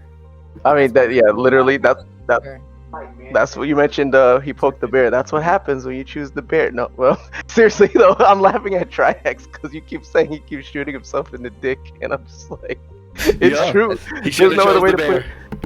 And just to piggyback off of Fanatiq, for me, again, it was so. Family Matters comes out, and then Meet the Grams is within the hour it came out. Kendrick was literally okay, this isn't gonna be the end of it. Let me go ahead and prepare the next one. That man dialed 9-1 and waited. And then that song came out, he put the other one, bro. The popos was coming in hot. So just that in itself, it's bro, that just shows he's chilling doing this. He's got them. He probably has 4 more backed up just in case. Drake is scrambling every time trying to pull out stuff, and it's really hard. It's going to be really hard for Drake to find more things that he hasn't already said, and Kendrick keeps going in. The fact that he didn't even have to bring up the pedo stuff until Not Like Us, and I didn't even hear Not Like Us when it came out, because I was this is already over with. Everything else is superfluous. I was in the strip club yesterday and Not Like Us came on. That's the first time I heard it. I was like, oh my God. Like, they're already playing it in clubs, in establishments. That's how good that was. Already. It's just the nail in the coffin. Like, all right, he's dead. You're at the He's strip club, you're like, dead. hold on, I gotta listen to this shit. Like, let me really listen Seriously, for a second. I was there like, first I was like, Going to yo, the this beat. bathroom. I was like, this beat is like the most West Coast beat ever. And I was like, wait, is this? Oh, okay, I get it. They're playing Kendrick because of like the beef and everything. And then he said like the A minor line that I heard about. I was like, oh, this is that. Okay, got it. Cool. Like, it was crazy. That's hot, bro. It's over with. That's like all I'm saying. That's how you know it's over. I don't know if we need to have more direction. Can I hop in on another issue I had with 'cause I got some bullets I want to load off here on particular as I've been waiting to like talk on them for a second if you don't mind. Yeah, let's hit them bullet points. All right, let's hit them. All right, let me load another one real quick. All right, so in Family Matters, a lot of issues here, but one we have not tackled yet here was I was particularly soured by how Drake interpreted the ending of Euphoria when he's like, we don't want to hear you say nigga no more, right? And that could have been interpreted as like, as bad faith here. Kendrick is being deliberately gatekeeping on like, you're not black enough. You're biracial, and therefore you're not an authority or have the legitimacy to speak on black culture, maybe American black culture, maybe Canadian black culture, maybe biracial culture, whatever it may be. You're not qualified for it, and you're whatever, right? Whatever the message there you can want to take it as here. And I have to admit, I did not like on Family Matters how Drake interprets it as like, literally that Kendrick's like, hey, because I, Drake, am biracial, I'm not black enough. Fuck you, or whatever. That to me came off as a deliberate, obtuse, bad faith interpretation of what Kendrick was alluding to and getting at on a cultural basis that Fanatiq gave a great introductory segment on earlier in this whole panel. And the reason why I find that to be really problematic altogether here, maybe I might get some slack for this here, but the minute that we start taking that anyone who's like half black or not black enough, or creating the predatory definitive paywall over how black one must be to be legitimately black, and this is where I'm gonna go a little bit more like, I guess, woke here in the whole thing, but like, you're letting the white man's interpretation of blackness be the system that we're adhering to. Like, whether you want to call this like a reinforcement of the paper bag test or the paper bag test, where you got to be like this dark to be a blackie or not, or whatever here. It's all reinforcing Jim Crow segregation era stuff where like, your skin tone is the only thing that's important enough to be black enough.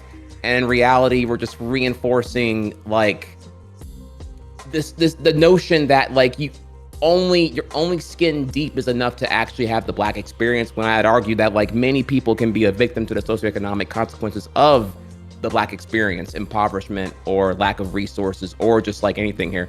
I would argue that even people that are like victim to like situations of oppression in West Virginia, which is very majority white, would probably resonate with some symptoms of the black experience with the oppression and all that here. So I find that whenever we're talking about like how black has to be, I think it's just kind of like a self-destructive racist rhetoric to adhere to, and that Drake did a really stupid bad faith interpretation of it here. I don't think because if Kendrick had an issue with Drake's biracialness, I would argue you would see more of a consistent argument coming from attacking maybe J. Cole or maybe Logic here. You would attack all biracial people if you had more of an issue with that, possibly. Just really quickly, one line. I'm reading this from the chat. Kendrick also said that Adonis can't forget that he's black. It was clearly not just a reference to the fact that Drake is mixed. Stop. But this is why people are saying, no, and I said one sentence. That's it. I wanted to hear it. No, go. This that is e-break. Okay, this is why people were saying that like it almost feels like a gaslighty response from Drake, like from in that response. It's like really, really dismissive, trying to flip it back, like not fully even denying things per se, but more so just like making you trying to make you question whatever. It's like all of his response is intended to deflect like some of the nonsense. I'm too rich to be what you're claiming, and it's like, wait. You know, like, we just saw Weinstein. Matter of fact, here's another contradiction. You literally said the Epstein, like, comparison. You mentioned Epstein. He was a rich enough man to get away with it for God knows how long. How can you say I'm too rich to get away with this or too famous to get away with this and then mention Epstein? Like, I swear to you, this nigga is not reading his own lyrics. This is crazy. Well, people make that claim too. Am I Yeah. battling ghosts he didn't or the even mean AI? Epstein, he meant Weinstein. So it was kind of like a Freudian slip because Kendrick actually mentioned Weinstein, and then he's the one that said Epstein. So we're kind of like, so you, bro, and then Weinstein got away with it for God knows how long because nah, it's crazy. I don't know how my brain can do it. Yo, Danny, look, I love you, buddy, and you're a beast for being able to handle, like, because you're entirely ganged up on. There was another Drake fan, and he was supposed to be here. He ain't show up, so you're a real one for this. But my guy, how does that make sense, buddy? So I mean, like, this is my dilemma with the whole thing. This is where, like, I kind of like, okay, like, now we're like towards like the climax of like the whole battle. The thing about, like, you know, the whole beef, they're throwing accusations at each other. Like I said, if Kendrick was to drop Meet the Grams and then drop the fucking receipts where he had, this is your 11-year-old daughter, 100% this is her, this is like you like being a pedophile, like, he would have ended Drake. 100% would have ended Drake. But right now, all they're doing is just like, well, this person does this and this person does that. And the thing with the Heart Part 6, you know, people, like, you know, Drake could say like, oh, like, you know, we set up that information for you to take and bait and blah, blah, blah. Of course, people are not going to buy it. And there's people that are going to be like, well, shit, like, you know, Kendrick did say everything that Drake just mentioned in that song, for sure. Now, if Kendrick was to drop another record to like where he provides new information, like, get that pedal shit out of here. Like, we've heard it like the past like 3 or 4 songs. But if he was to provide new information on Drake to like where, all right, like, I put him in the coffin, it's time to put a nail, like, it's time to put a nail in it and shut it. If he was to drop something to respond to the Heart, like the Heart Part 6, then 100% Drake got washed. 100%. And if Drake can't like rebuttal on that diss track, 100% Drake got washed. You know? Can I just say that? Yeah. Can I just say, because Drake is the one that's sending cease and desist, and he's the one getting his lawyers on things on the back end, I'm in the space of Kendrick wouldn't say something so egregious if he didn't have proof. Because the way that Drake is moving with his lawyers, we could see a defamation case coming right behind this. And very much so in the space of people who are speaking the truth, but like, you really don't see a defamation case or their lawyers not really coming after them, is probably because they know they got some actual factual stuff. So I see where you're coming from, like, where's the proof? But rarely do we get proof in these beefs. Like, I believe like Tupac started off with like, I effed your wife, and it's like, did you? Yeah. Didn't you? We don't know, but like, it comes with the most egregious thing. But I'm just saying, out of all the rap beef, I would say Nicki Minaj, when it came to her and Remy Ma, was moving with her lawyers very similarly how Drake is moving with his lawyers on the back end. So if we don't see a defamation case in like the next 2 weeks, I'm taking it as factual, actual. Well, here's the thing: can you do a defamation case off of art though? Like, it's not like it's printed in like a news or a newspaper or magazine as fact. This can is, you? Yeah. No, this yeah. is a super gray area, because you can, but the question is, he's making art. There's arguments for interpretation, and you could always argue, no, I'm saying all the stuff around that, but I'm not saying that actual thing. So I understand that point.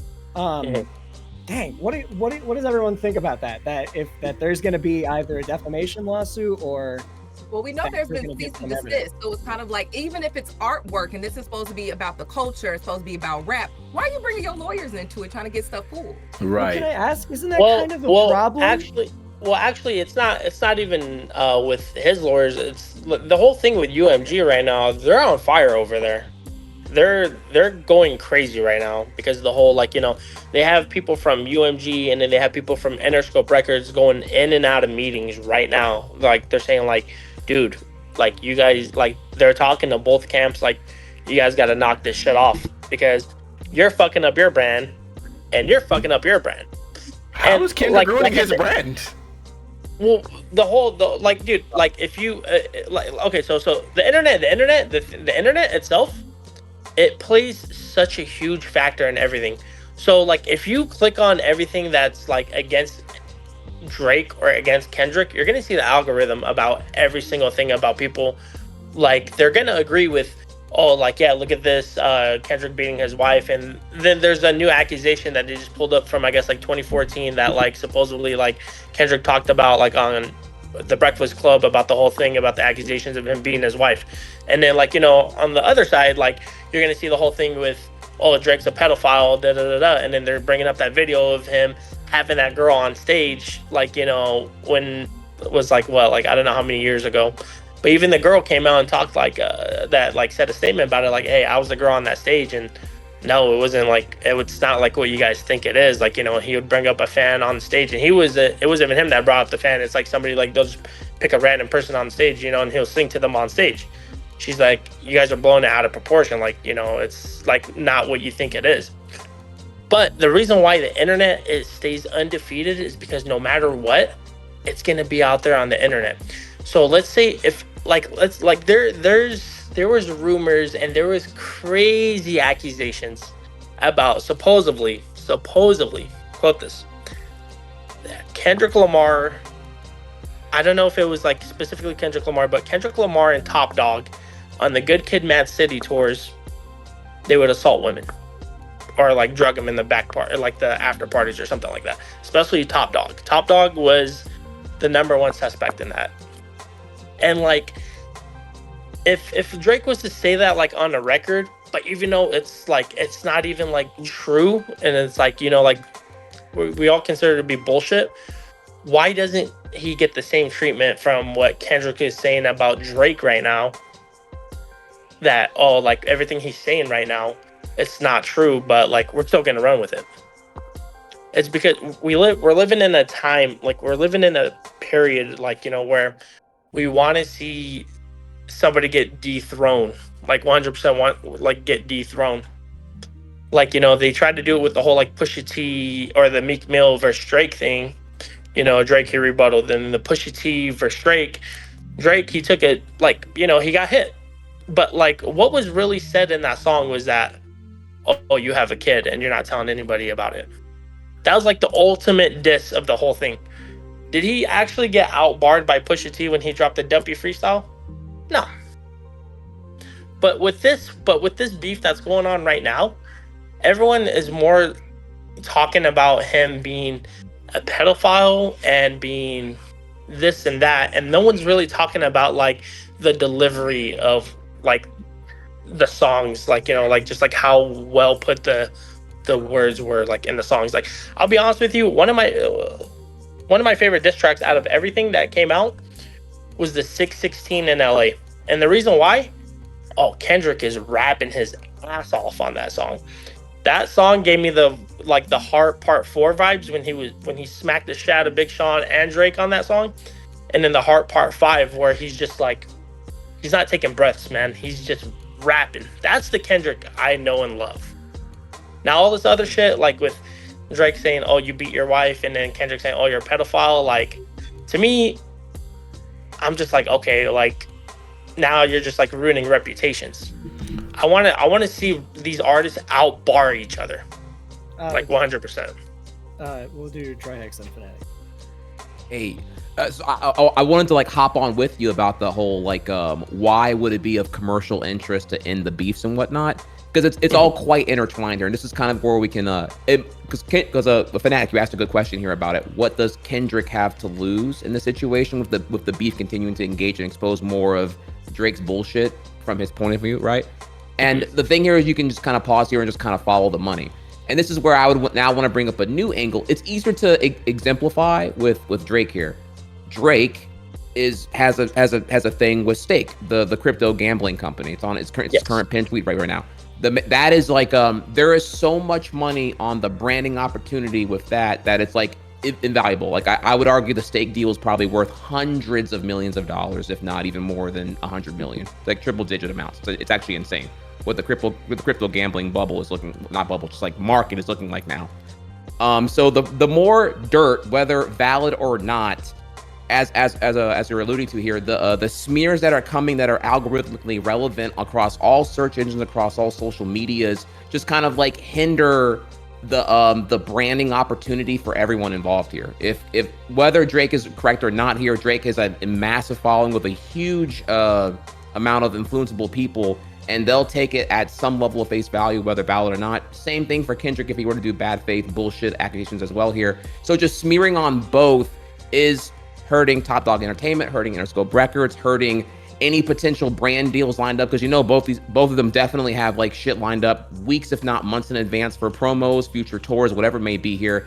And quite honestly, hate to say it or love it, Drake is a hit maker. And I would argue that whatever record company and executive power that Drake's involved with, doing these like planned collaborations to elevate other artists is something that the record companies really want to do. And whenever your artist's brand reputation is being hurt, it makes those monetizable opportunities less fruitful.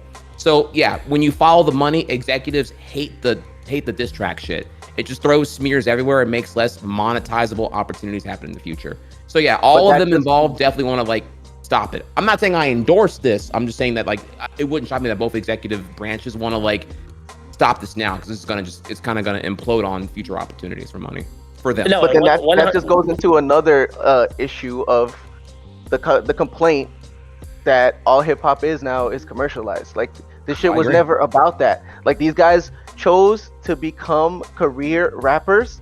That is a part of rap. That is rap culture. All that other shit you just said is true, but it's by the people that are not rappers. Fuck what they think. Fuck what they want to do. Fuck their money. These rappers chose to be rappers. This comes with the territory. If any rapper or aspiring rapper is listening to this podcast or following that beef, know that that's what you sign up for. If you're a high school kid with aspirations of being the next Drake, this is a part of that. And you better pray, if you do still go that route, you better pray you don't end up here. But if you do, that's a part of it. That's literally like signing up for the military. Yes, might get shot. It's part of it. You don't just, everybody doesn't get to come home from Afghanistan, from Iraq. Like, that's part of it. True. You see, one thing I want to point out, like, you know, with the whole Drake versus Meek Mill thing, those, like, that battle, like, they didn't really, like, you know, throw out, like, any personal shit out, though, either. I think the most personal thing that was thrown out there was, oh, Drake had a ghostwriter. But, you know, like, they kept it to, like, where it's, like, okay, who had the better, like, delivery and who had the better bars between them two. That type of battle, like, I actually liked a lot. And you know what? A lot of people don't bring it up, but Meek Mill, he responded to Drake with a really good track, but he took forever to, like, put it out. I don't know if you guys heard it. It's called, like, War Pain or something like that. He smacked the shit out of Drake on that song, too. I said, damn, like, yo, Meek really, like, put out a really good song. And it was just pure bars, you know what I mean? It's not about, like, oh, you're hiding a child, or oh, you're, like, you know, you do this, or, like, fuck, like, you know, in this time of age, like, you know, let's say, like, back then Drake said, like, oh, you're a fucking Diddy, and there's a video of it on YouTube if you're getting your fucking cheeks pounded, you know what I mean? But they didn't take it to that extent. It was more of, like, who could rap better between them two. Now, the thing with Kendrick and Drake, it went from, like, you know, where Kendrick, he delivered that verse on the like that. Amazing. You know, he's just saying, like, fuck you guys, don't compare me to you guys, I'm better than you guys. You know, like a competition. And then Drake, you know, he did his, like, the push-ups came out right after that. Well, before that was the J. Cole thing, you know. J. Cole was, like, even J. Cole's, like, delivery on his diss track was amazing too, because then he's just talking about his artwork. Like, you know, he's not talking about anything personal with Kendrick Lamar, like his family or his kids or his wife or anything. Amazing. And then, you know, Drake, he dropped his diss track, the 50 push-ups, and I think where Drake fucked up was, like, you know, he had that line, like, where he's like, got a bodyguard like Whitney, or yeah, I think it was that song, right, where he mentions his wife for the first time. He took it there. but like, you know, he didn't like mention anything about him, like, you know, like beating his wife, or like him being a bad father too to his kids, or like his own bodyguard fucking his wife and he's raising someone else's child. Like, no, you know, that's when the beef was like so good. And then, like, you know, he dropped the tailor-made freestyle, which he was baiting Kendrick, like, yo, like, drop, like, come on, let's go, let's do this. And then Kendrick dropped the Euphoria track, where, what was like his biggest pinnacle? Like, you know, like, it was funny because like when I would talk to people about this diss track, everybody was like saying like, oh, like, yo, Kendrick is smoking on the Drake pack. He's smoking on the Drake pack right now. And I'd always ask him like, okay, like, what was the bar, or what was the line that made you think like, damn, like he really killed this light-skinned Canadian? And everybody would just that YMW Melly bar. They would they would bring that bar up too. But then you would hear from a different perspective that Kendrick is pretty much dry snitching on even YNW Melly right now, because he's going through the case about him, like, you know, allegedly killing his friends. And even YNW Melly, like, he even mentioned like, damn, he's like, you know, I like Kendrick. He's like, but I don't like how he brought me up, because like now, like, if the judge throws this shit on, he's like, oh, so like if Kendrick said it, then it must be true. But that was such a witty bar. It was so good. It was really, really good. But like everybody I was asking, like, they would just say, oh, just listen to the song. I'm like, you're not understanding my question though. You know? And then what dropped after that? He dropped the 616, correct? The Euphoria. So, and then he was baiting Drake, like letting him know, like, hey, like, I got some dirt on you, dog. Like, you know, if you really want to do this, let's do it. You know, I'm about to smack you with this next record. And then I think it went too far when Drake dropped the Family Matters at the same time Kendrick dropped Meet the Grams. So now it's just about like, okay, I'm gonna put your personal shit out there and you're gonna put my personal shit out there. All right. So with that all in mind, let's we're gonna go around here. I want us to answer this question. We have about 20 minutes left. Oh man, I had one more bullet. All right, hit your last bullet. If you can hit it in 2 minutes, all right, I trust you. Sure. Okay. You got me. 2 minutes. All right. My last bullet had in the chamber for a while now. Because I really got to shit on Hard Part 6. It's such a stupid, dumb fucking record. I'm sorry to say, bro. But like, I really got to take a minute and poke on the what Drake does with the victim blaming and deliberate misreading of Kendrick's track concerning the molestation accusations. I mean, it's already got picked on a shit ton on Twitter and whatnot here, but like, Drake did not interpret that song correctly. And even if we were to take what Drake said verbatim at face value, he's essentially victim shaming and saying, ha, Kendrick, you got molested. Bro, bozo. Yeah, bro, you shouldn't have did that.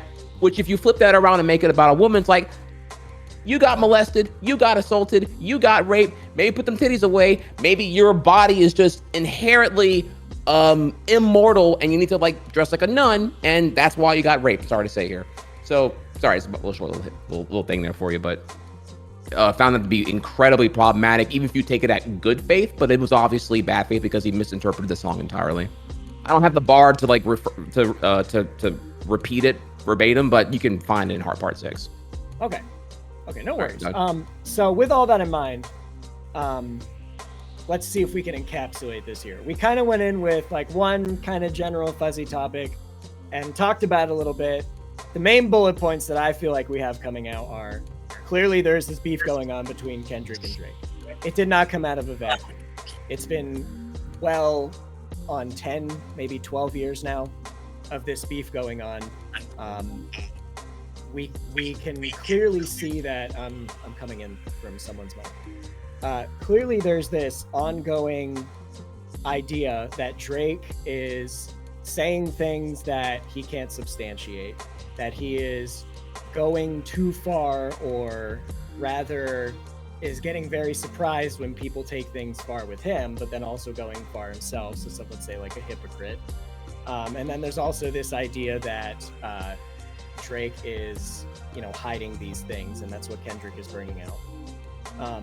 With all of these ideas in mind, I want to hear two things. I want to hear from you, first off, why you think this is important, because obviously we can, it's like Zerk said, in some ways this is just two rich people yelling at each other, but there's more to that. So I want to hear what the actual important part of it is to you. And then secondly, what I want to hear is your we'll say your sentencing, but I want you to tell me it as if I have no idea, as if everything I've learned today is from what I just heard. So I want you to treat me like an idiot and tell me if you think that Kendrick and Drake is a worthwhile beef, if it's a bad beef, if Kendrick should keep going, if Kendrick should stop, if Drake should stop, one way or the other. I want to hear both of these things from you. So what this is important for and what your recommendation is. We're going to go. Could I start with this one? Yes, we're going to end with Danny. So we'll start with you, Zerk. Okay, yeah, I'm gonna say this and then I gotta go because, like I said, I had company and they knew I was doing this, but I still feel bad. So, why is this important? To me, it's important because, again, it's a breath of fresh air in the fact that, like, with all this frou-frou stuff going on in hip hop, like, there's still real rap out there, and I hate that it had to come to a beef and a bear being poked, for that to be mainstream and talked about. But I'm glad that real rap is being mainstream and talked about, at least for as long as this flame burns. I also think it's important because, well, I would say I think it's important because it shows people the difference, but there's never not been something out there in the rap game that shows the difference between people's musical opinions. So that's kind of moot. I mean, it's true, but it's not new. You can always tell whose music opinion not to listen to by what they say about certain things that are out at the time. So that's why it's important. And then what was the second was what's give your a sentence. verdict? If I don't The verdict is that because this whole thing started by who is the better rapper, I think the only way to prove who's the better rapper is to rap. And I think Kendrick out-rapped Drake at every turn. And that's how you choose. That's how it should be chosen. And that's what happened. So it's really simple. It doesn't matter who you like more, who rapped better. You can still like the lesser rapper. It's just you can't say he's better. Okay. And Zerk, where can people find you? You can find me at D&Z Speak on Kick, Instagram, TikTok, and Twitter. And I am one half of a duo. He's not here tonight. We stream Thursdays at 8 o'clock Eastern time, so we'll be live tomorrow. I'm pretty sure this time, unless my co-host breaks his other foot this week, Fanatiq will be on our stream to finish up a conversation we started a couple weeks ago. And yeah, we got a lot of takes on our channel. I don't think my takes are hot, but some people think my takes are hot, so come tune in and see if they are indeed hot. Yes. Find the hot or notness of the very take. Let's go to Trihex. Bye, guys. All right, later, bro. Peace. Okay, so I mine get a little bit muddled here between why I think the beef's important and why I think engaging in the beef as a spectator, consumer, and whatnot is worthwhile. I try to quickly make it concise here, but I don't know if I can. It might be muddled between the 2 points here. Why I think it's important? I think it's important because, well, by consuming it, it's going to attempt here to boost those media literacy deficits and also expose the people who are clearly unable to competently digest this with literacy. I saw some pretty nuclear takes on Twitter and a couple other places of engagement, and I'm like, I think y'all are unable to like follow a lyric sheet and even understand what's going on here. But simultaneously, y'all feel very confident in your take and what you extrapolated from what you consumed. So I think that's important to like recognize and acknowledge that trend that's happening right now. 2, bringing what do I call it, rap, hip hop here, bringing it back to a rhetoric of poetry, vocabulary, and cleverness in mainstream adoption, which I think is something that's been lacking to a certain extent here with those deficits we exposed earlier, because challenging the listener is something often sacrificed for commercial palatability. And I think challenging the listener is a good thing. And I think that's kind of where the critical skills are not getting sharpened. I don't know what the generations, or I'm not saying generations, whatever the spectators, consumers are like misinterpreting kind of like everything from both sides here. But I feel like being challenged to like not need to just like Google the answer or even just have your own completely baffling answer is kind of revealing something that I feel is kind of a red flag. If people are unable to interpret the media in any like effective capacity, then they're just kind of doomed to misinterpret everything, I would say. So I think it's important to like keep all those things in mind and kind of see if they can get better from there. And then finally, why I think it's worthwhile, this is like more of like a morality thing here, but accountability of everyone with their actions, I think is a really good thing to have here. I think as forgive me here, as Baybad said earlier here, just like having like hip hop be rooted in misogyny and just like double standards, sexism, racism, exploitation constantly, chronically. I'm all for pro accountability here because the shit's been pretty fucked for a long while now. The last two things here, why it's worthwhile: commodification of Black culture for white consumerism. I know that's I'm throwing a lot in that one there. I'll to keep my closing point short, just kind of like say that's something I've been having an issue with for quite a while now, decades in rap and hip hop and broadly Black culture.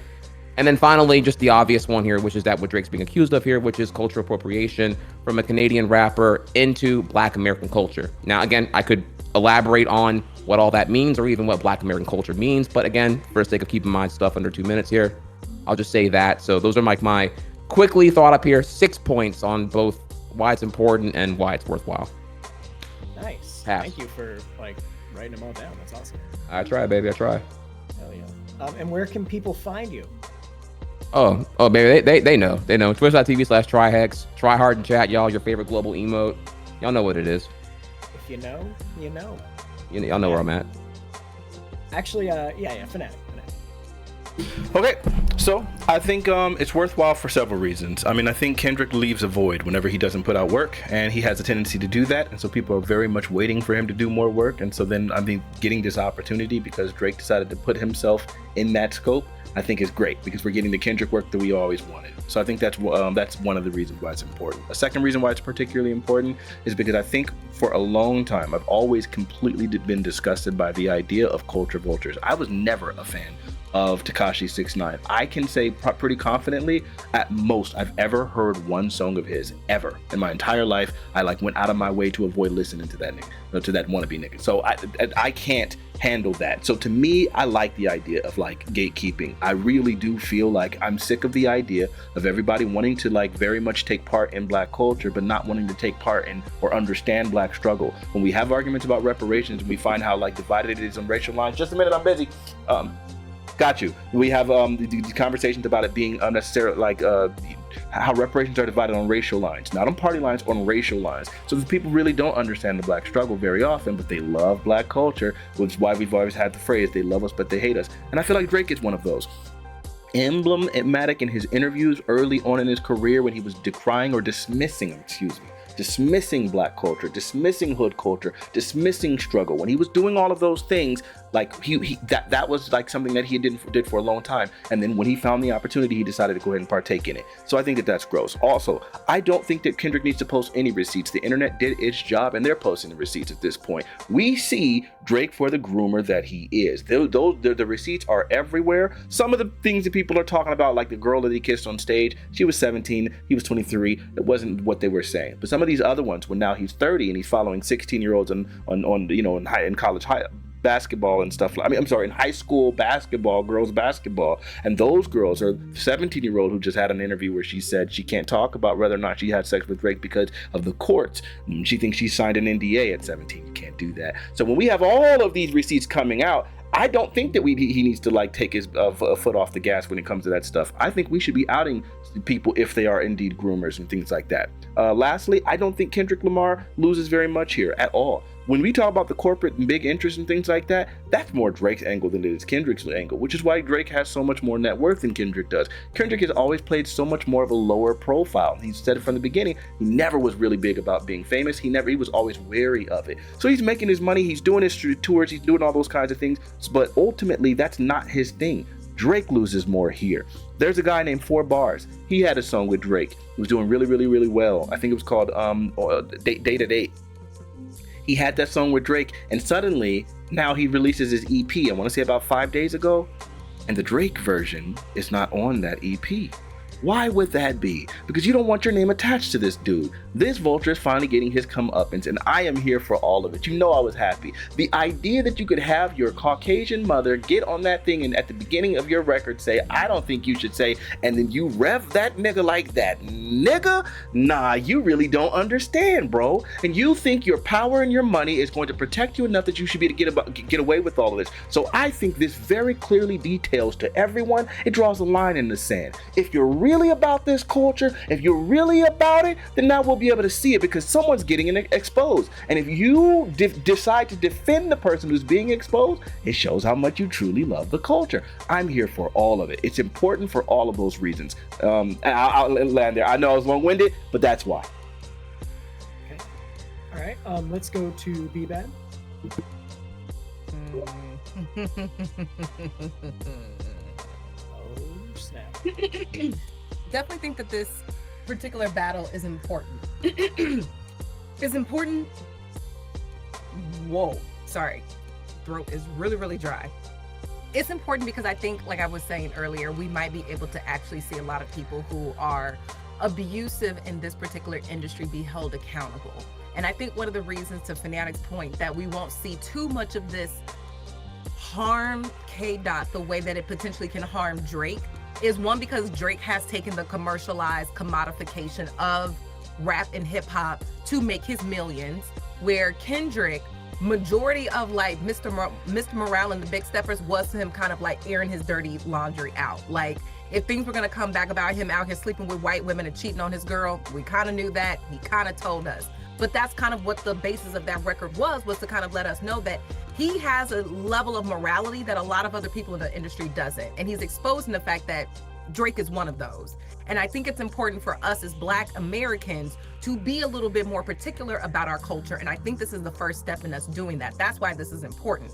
Even when it comes to a situation that happened with DJ Vlad, where a Black woman was telling DJ Vlad that maybe he should step to the side and not speak on this situation. And the first thing he did was use his white privilege to try to get that woman fired from her job. And unfortunately, a lot of times when white people are in spaces like this, they want to be pedalized and they want for their feelings and how they feel about a culture that they do not belong to be presidents inside of every single type of conversation. And this is the first time that I've heard a lot of Black people say, you're not like us. They not like us. You don't have an understanding of Black American culture, which is the basis and the root of hip hop and rap. Now, you can be a lover of it, you can be a learner of it. They have even college courses where you can learn about hip hop and rap, and those people are totally fine. But for you to have such an opinion steeped in a basis of a culture that you are not a part of is wild to me.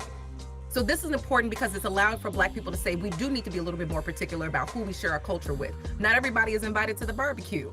And we need to stop saying that everybody is just because they can do a little jig and they do a little two-step. Because when we allow them to be in the barbecue, like Drake, they siphon, they take, and they do not put back in what they take from. Yes, he had that cute little God's Plan video where he gave a whole bunch of money to Miami, but that's just like the small basis where you have so many Black people in Toronto being like, you're from Toronto, why didn't you shoot that music video here? Because he understands that when he's putting people on, it's so that he has the image of I'm helping, but it's all for him to just get something in the end.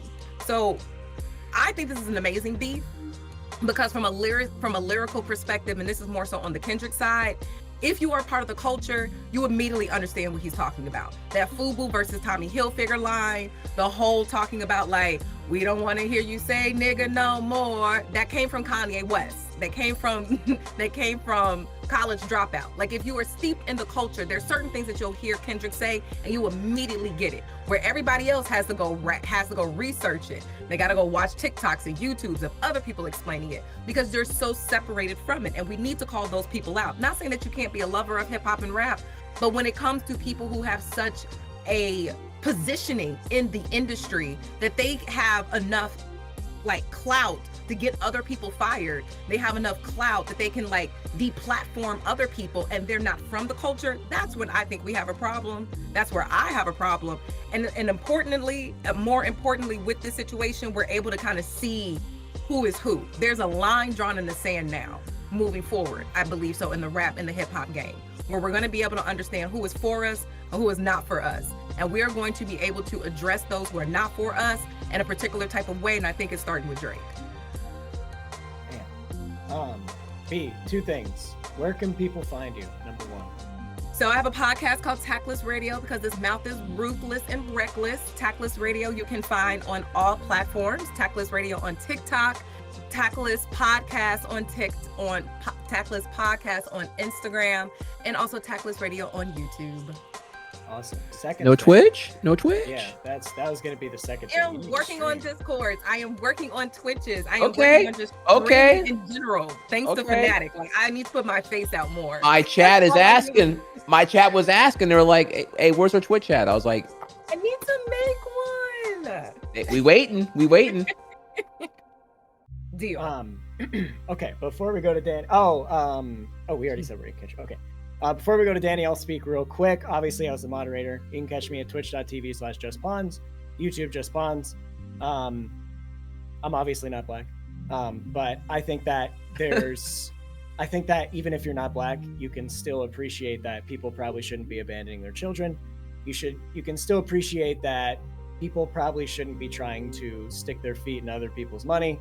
Should probably still appreciate that people should let people live their lives as long as they're not breaking the law or doing anything wrong. And I think when we look at this situation here, we can see that really there's this idea of culture and counterculture, right? The culture is what we believe in, and the counterculture goes against all that, goes against all of what everybody believes in. And right now we're kind of seeing Drake possibly be tuned into the counterculture, going from culture that happens, it's normal. But if you're just watching and maybe you're like me and you're not sure what to think, then think this. Think it is okay to take what Drake has done wrong and to take what Kendrick has done wrong. But at the end of the day, what we should really do is stop idolizing celebrities and treating these people like everything they say and do can be untouched, like they are golden, like they walk on water, like they are the actual reincarnation of Jesus Christ. It is so disgusting that we treat celebrities as if they can do no wrong. And everyone is so unbelievably surprised that someone like Drake or someone like possibly Kendrick, if that's what you believe, that someone would take these circumstances and take advantage of them in the best ways. You've been to Walmart, you know how people are. And these people are no different, especially the people who say they are just regular people that came from nothing. Not saying that's what Drake is, but that is what he says he is. So all these things in mind, just learn to look at people with a more critical eye. Don't idolize someone because other people around you are doing it.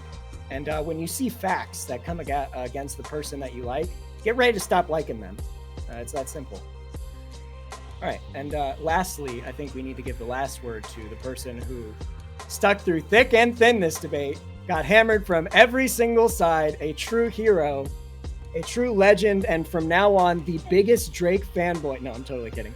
But go ahead, Danny. Give your closing statement, and then tell us where we can find you. First of all, I want to say, like I said in the beginning, thank you for this invite. I literally enjoyed this topic of discussion with everybody. I fucking love all of you. You guys are amazing. I'm down to get in the Discord and break this shit again with other artists or other topics. I love hearing just different thoughts from everybody. That's the most amazing thing I've got from everything, just different perspectives. I love it. I say at the end of the day, man, I applaud both these artists, these two titans, finally giving everybody what they want. The battle that we always go back and forth with who would win between Kendrick and Drake or Kendrick. I feel like this is just the beginning, man. It's not even close to even being over at all. Because they're still going to be dropping music after this. They're still going to be dropping more disses and more subliminals towards each other. This battle is long from being over at all. And like I say, Drake, he does for his for the culture that he's in, yes, he should be putting in more effort and more validation. like especially like from him being from Canada, and like he's getting into like the culture and like the states and whatnot. Like he's not, of course he's not gonna have a huge impact bigger bigger than Kendrick, which Kendrick, like he's like LA Compton, like he's raised by like Dre, and like he's with the Aftermath, like Snoop and Game, they all gave him the validation, even Corrupt and everybody, like West Coast legends for sure. But at the end of the day, like what I take away from everything is just like I'm so happy like to be here today to like witness this battle in general. Like even if I don't agree with everything that Kendrick has said, or like I don't agree with like what Drake has said too, like I'm just so happy to be here to witness this shit. I was too young to like witness the whole Jay-Z versus Nas, like or the Ja Rule versus 50 Cent, like that. Like the only things I can remember of that, like I remember one day on the radio they would play the Loose Change diss track by Ja Rule, and then they would play the Hail Mary track with 50 Cent, Busta Rhymes, and Eminem. Like the whole day just comparing like, oh, who had the better diss track. And like the older I got, like I learned to like appreciate more of like the culture and just hip hop in general, man. So like at the end of the day, like I still feel like Kendrick should, like right now Drake is hanging on the cliff with one hand on the cliff. If Kendrick drops something to like debunk the Heart Part 6 and like call him like, oh, you a fucking liar, like blah blah blah, like what the internet is saying right now about like how they're like breaking down the theories about his diss tracks and shit. If Kendrick took it to like to drop it on a track and like put his own like 2 cents in it, then at that point I feel like Kendrick stepped on his hand and he fell off the cliff. Like then 100% Kendrick took the battle, 100%. But like I said, I like, this is just me, my personal opinion. I've never been a fan of like the chatty patties like type of like raps. Like I want to hear the bars. I want to hear like who outbarred who. Like I mean, like at the end of the day, when you think about like the Takeover versus Ether, yeah, Ether, like he whooped Jay-Z's ass, but what's sonically better is Takeover. Everyone always says like you could bump Takeover in the car like anytime you want. Ether, like you listen to like when you want to hear like, oh, like you want to hear what this like what he said about Jay-Z, like this shit is harsh, you know what I'm saying? But like I said, like at the end of the day, man, like it's all entertainment. Like who knows, behind closed doors Kendrick and Drake could be like high-fiving each other like, hey dude, like we're even getting more successful now, and like the world can take it for what it is, but we know what it really is. You know what I mean? It's all for entertainment, and I love it for sure. Until like, unless if one of them get arrested for the accusations that are actually true, then it's like, whoa, like what the hell? Like it's actually true. Like you really did this, or Drake has really done that. I think the most damaging part of this whole beef, I'll be honest with you, is the fact that Drake still has Baka Not Nice around his camp, where he is known to be a human trafficker. You know what I mean? I feel like that is the biggest shot at this whole thing, because now that puts in the perspective of everybody like, well shit, like he's kicking it with this dude, he's a human trafficker, like could Drake really be like everything that Kendrick is saying? You know what I'm saying? So like like like I said, I enjoy the hell out of this topic, and I fucking love you guys. And shout out to everybody that are streaming on Twitch. I love the chat too. Like shout out to everybody too, man. Like I had such a great time. I had such a great time with everybody, man. How you can find me? Honestly, I don't really have like a Twitch like that or anything. You guys can find me on Instagram, Danny__Hendrix,